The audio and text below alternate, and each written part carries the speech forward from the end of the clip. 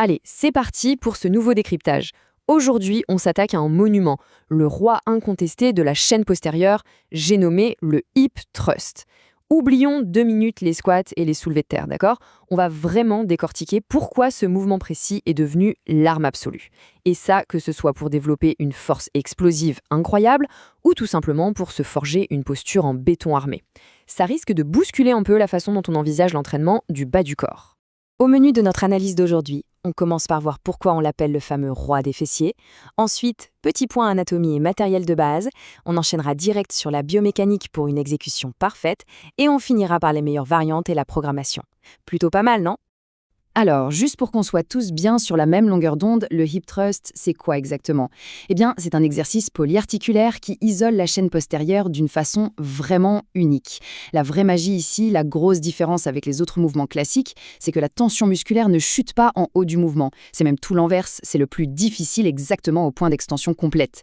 Et c'est justement ce qui en fait un mouvement fondamental pour maximiser la tension. Allez, on attaque tout de suite avec notre première partie. Pourquoi c'est véritablement le roi des fessiers? En fait, quand on regarde ça de plus près, on réalise que ce mouvement repose sur 3 piliers fondamentaux. Le premier, c'est le développement musculaire pur, souvent pour des objectifs esthétiques ou d'hypertrophie.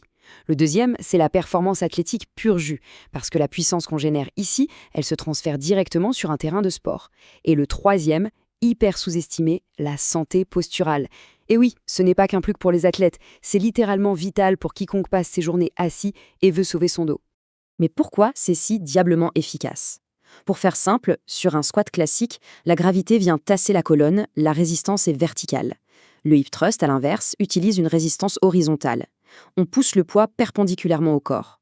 Résultat des courses, on isole massivement les fessiers sans venir écraser le bas du dos.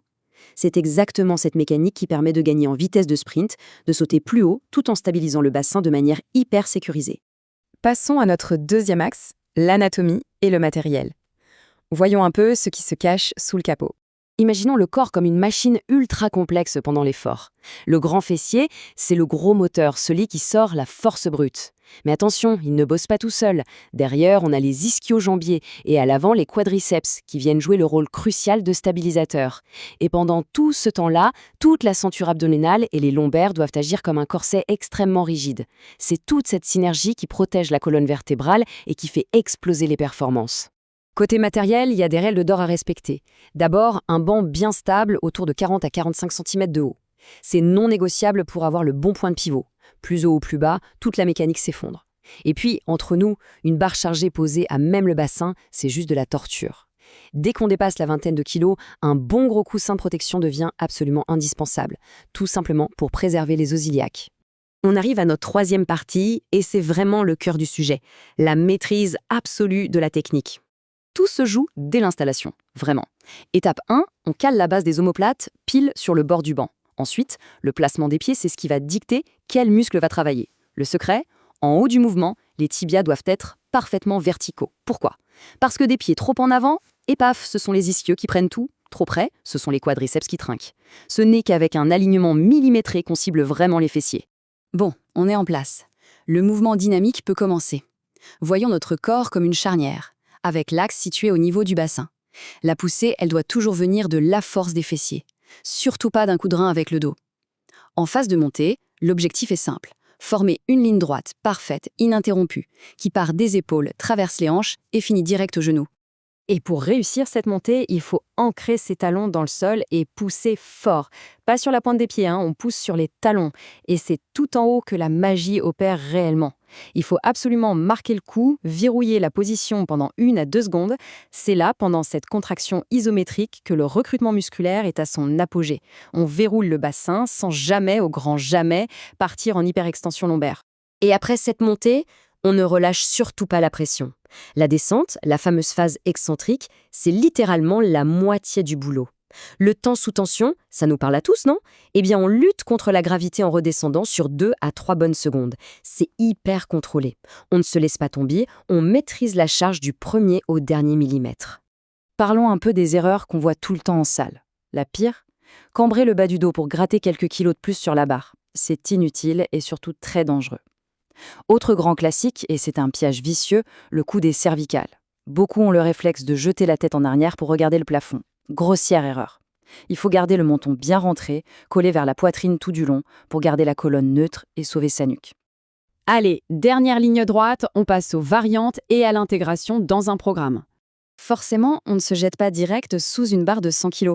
On commence gentiment, au poids du corps, pour bien capter la contraction. Ensuite, on ajoute des haltères ou des charges modérées. Pour aller plus loin, l'ajout de bandes élastiques vient modifier intelligemment la résistance, rendant le haut du mouvement carrément infernal. Et pour les plus avancés, le travail unilatéral sur une jambe, c'est juste exceptionnel pour effacer les asymétries et forcer le bassin à rester d'une stabilité exemplaire. Si l'on traduit toute cette logique dans un vrai programme d'entraînement, la stratégie saute aux yeux. Pour un débutant, on vise le volume, genre 3 séries de 15 répétitions au poids du corps. Le but, c'est de réveiller ces muscles atrophiés par la chaise de bureau. Mais pour un profil avancé, on change de dimension. Là, on va structurer des blocs avec des charges massives et peu de répétitions pour aller chercher de la puissance athlétique pure. D'ailleurs, c'est ça qui est fascinant avec cet exercice, il est capable de rendre un sprinter incroyablement plus explosif, tout en permettant à un sédentaire de soigner ses douleurs lombaires. Tout est une question de tempo et d'intensité. Des mouvements très lourds et explosifs d'un côté pour la performance brute, et des tempos hyper lents, très contrôlés de l'autre, pour reconstruire la stabilité et redonner confiance au corps. La technique prime toujours sur la charge. Cette règle d'or, il faut se la graver dans la tête. Flatter son ego en chargeant la mule, c'est le meilleur moyen d'aller au casse-pied. Dès que la technique flanche, dès que les fessiers n'arrivent plus à pousser, ce sont instantanément les lombaires qui prennent le relais de force. Et ça, c'est le ticket perdant assuré pour la blessure. Donc on retient bien, la maîtrise précède toujours l'intensité. Alors, vu l'impact colossal de cet exercice sur le développement musculaire, sur l'explosivité sur le terrain et sur la robustesse de notre dos au quotidien, on est en droit de se poser une vraie question. Peut-on vraiment dire qu'un programme d'entraînement est complet et optimal s'il n'y a pas de hip thrust dedans? Honnêtement, c'est une réflexion qu'il va falloir avoir avant de préparer la prochaine séance.